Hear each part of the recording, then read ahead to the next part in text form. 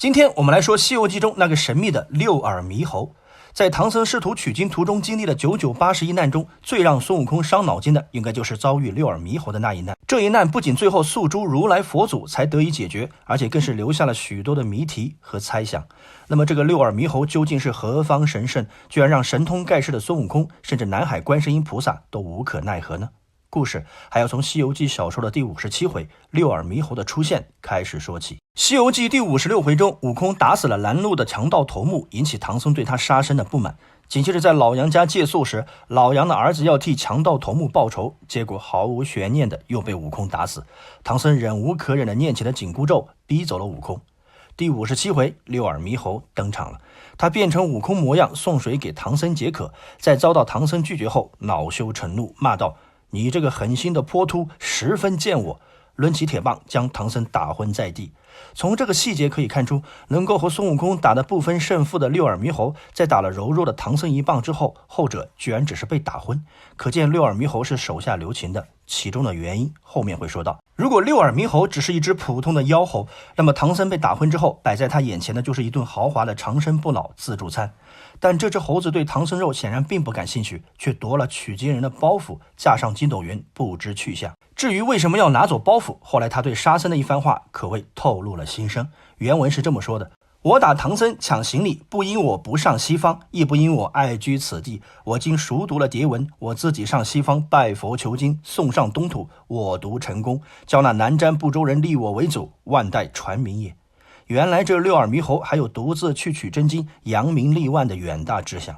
假悟空抢了包袱后，居然跑去了花果山。真悟空回到花果山后，发现假悟空不仅假冒自己，还占了自己的老巢，这还了得！一番天昏地暗的打斗自然少不了。不过这六耳猕猴还真有点本事，居然和孙悟空打了个不分上下。于是真假猴王打到南海观世音处，结果观音也难分真假，又打到天上玉帝处，照妖镜中两个悟空也是一模一样。打到唐僧面前，唐僧念出紧箍咒，也没把他们分出个真假。打到地府，还是地藏王菩萨的谛听神兽分出了真假，但是却不敢明言。最后真假猴王又打上西天，求如来辨别真假，这才最终辨明了正身。如来用金钵盂罩住六耳猕猴后，悟空一棒将他打死。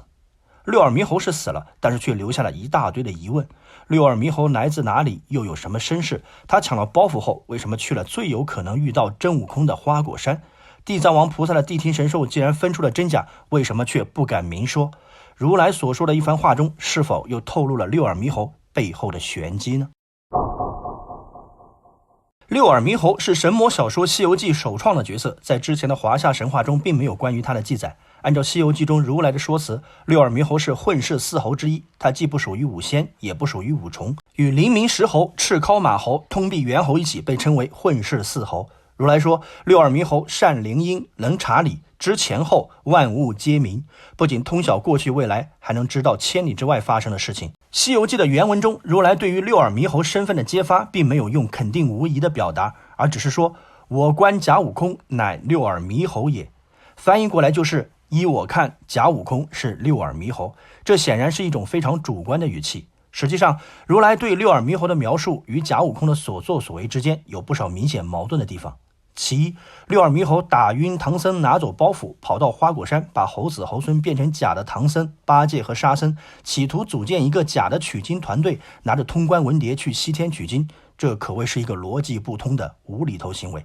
因为唐僧并没有被打死，八戒和沙僧也都在，更何况那个无解的真悟空还没有被解决，更遑论要骗过法力无边的观音菩萨和如来佛祖。这个假取经团队是无论如何不可能取到真经的。也就是说，这个无脑的计划完全不符合如来对六耳猕猴能察理、知前后、万物皆明的高度评价。其二，如果六耳猕猴能知前后，也就是通晓过去和未来，那么这只神物就应该很清楚自己的未来结局。既然早知自己最后会被如来揭穿，被悟空一棍打死，那么他这一番无厘头的操作，除了是舍身献佛，为取经团队贡献一难之外，我们实在想不出他还有什么其他的目的。反而言之，如果假悟空真是如来口中那个神通广大的六耳猕猴，那么《西游记》的第57和第58回就根本不会存在。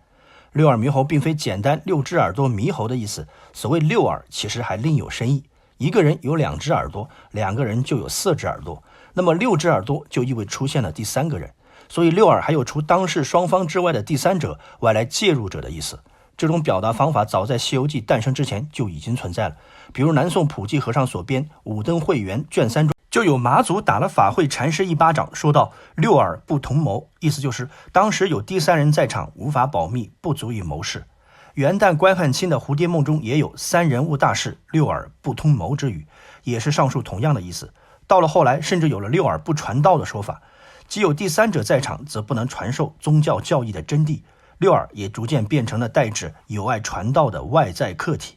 即使在《西游记》小说中也有这种使用方法，比如《西游记》第2回中，孙悟空夜半3更独自向菩提祖师求道时就说：“此间更无六耳，只指弟子一人，望师父大舍慈悲，传于我长生之道吧，永不忘恩。”也就是说，作者吴承恩借如来之口称这个假悟空为六耳，其实暗指六耳猕猴是阻碍孙悟空得道的第三者，但这个第三者不是别人，恰恰就是孙悟空自己，也就是小说中所谓的二心。原著第58回的标题“二心搅乱大乾坤”，以及如来在真假悟空到来之前和佛陀所说的“汝等俱是一心，且看二心竞斗而来”，都暗指了假悟空实际是悟空的心魔。但是心魔平白无故的跳脱出肉体，变成另一个假悟空，还是有点过于牵强。所以接下来大脸怪将开一个脑洞，以其更加合理的解释六耳猕猴之谜，同时回答前面提到的诸多疑问。大脸怪友情提示，以下内容不见于任何古籍记载，请仅仅作为神话故事观看。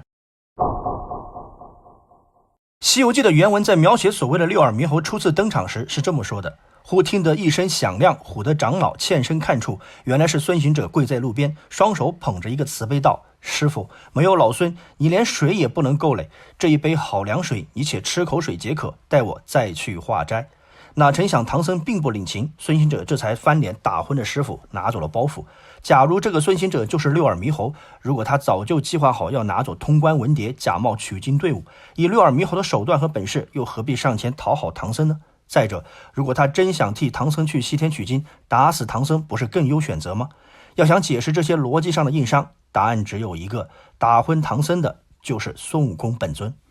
孙行者在送水被唐僧拒绝后，说了一句：“无我，你去不得西天也。”这句话在不久前被唐僧赶走时也说过，原文是：“只怕你无我，去不得西天。”虽然六耳猕猴像如来所说善灵音，逻辑上是有可能说出同样的话，但是这违背他想独自取经的动机。结合前述送水求情的剧情，这句话很显然是悟空在央求唐僧无果的情况下再次亮出底牌。悟空没想到自己含冤认错，2次3番低头求情，依然得不到谅解。以他的个性，在愤懑之极打出这一棒并不是没有可能的，但因为师徒情分，这一棒他收手了。原文说他抡铁棒丢了瓷杯，往长老脊背上压了一下，这个压字是轻轻触碰的意思，可见孙悟空根本不舍得下手，这一棒不过是情急之下的冲动之举。孙悟空代替唐僧去取经这种想法早已有之，《西游记》的前文中也提到过，所以他才在离开时顺走了取经人的包袱。想必以悟空的聪明脑瓜，回花果山的半路上他就明白过来了，自己打昏师傅拿走通关文牒，已经犯下了一个不可挽回的天大错误，大错已经铸成。彼时的悟空恨只恨自己手中没有月光宝盒。不过很快，一个堪称完美的计划在他脑瓜里渐渐成型。他变出一个自己的分身，让分身拿着包袱去了花果山，然后自己直奔南海珞珈山而去。因为他需要一个能证明自己不在现场的证人，观世音菩萨毫无疑问就是最佳的人选。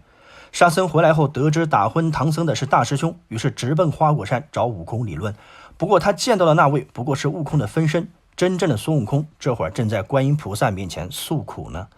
等到沙僧被赶出花果山去到观音那里告状时，观音是这么说的：“悟净，不要赖人，悟空到此今已4日，我更不曾放他回去，他哪里有另请唐僧自去取经之意？”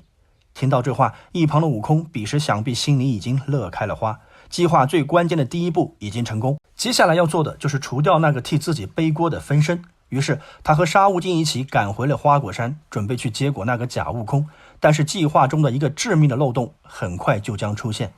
就在悟空当着沙僧的面装腔作势的和自己的分身厮打在一起的时候，他发现了一个要命的问题：目镜真人沙僧已经分不清到底谁是自己，谁是分身了。这就意味着，当2个悟空中的一个被打死后，并不知道究竟是真悟空打死了假悟空，还是假悟空打死了真悟空。短暂的思考之后，悟空支开沙僧，让他去告知师傅事情的真相，然后自己和分身一起开始了前面提到的超级大巡演。观音作为目击证人，此时已不可能点破真相，托塔天王的照妖镜自然也不可能鉴别悟空自己的分身，唐僧肉眼凡胎自然最好糊弄。唯一出了一点小意外的是地藏王菩萨的谛听神兽。当地藏王菩萨询问谛听结果时，谛听是这么说的：妖精神通与大圣无二，幽冥之神能有多少法力，故此不能擒拿。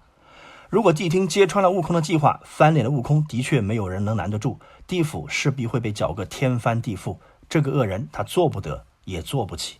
所以谛听说妖精神通与孙大圣无二，这不能说是暗示，几乎就是直接告诉地藏王菩萨答案了。于是这个难题被顺理成章地推给了如来佛祖。如来在真假悟空到来之前应该就知道真相了，所以他才对众佛陀说：汝等俱是一心，且看二心竞斗而来，看破不说破，这才是大智慧的基本操作。但是如来想通过这件事和悟空做一笔交易。悟空和分身才刚开始表演，如来还没开口，观音菩萨先到了。如来不急于分辨真假，反而先问观音说：观音尊者，你看那两个行者谁是真假？菩萨道：前日在弟子荒境，尾不能辨，他又至天宫地府，意惧难认，特来拜告如来，千万与他辨明辨明。于是如来就开始给大家科普混世四猴的来历，并在讲话的最后给出了结论：与真悟空同相同音者，六耳猕猴也。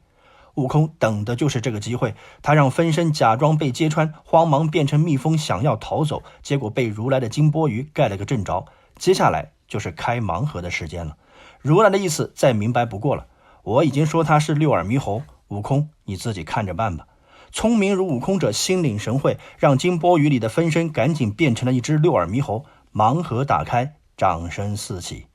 机不可失，时不再来，孙大圣抡起铁棒，一棍将分身打死，大戏完美落幕。如来这时还不忘叮嘱了一句：你自快去保护唐僧，来此求经吧。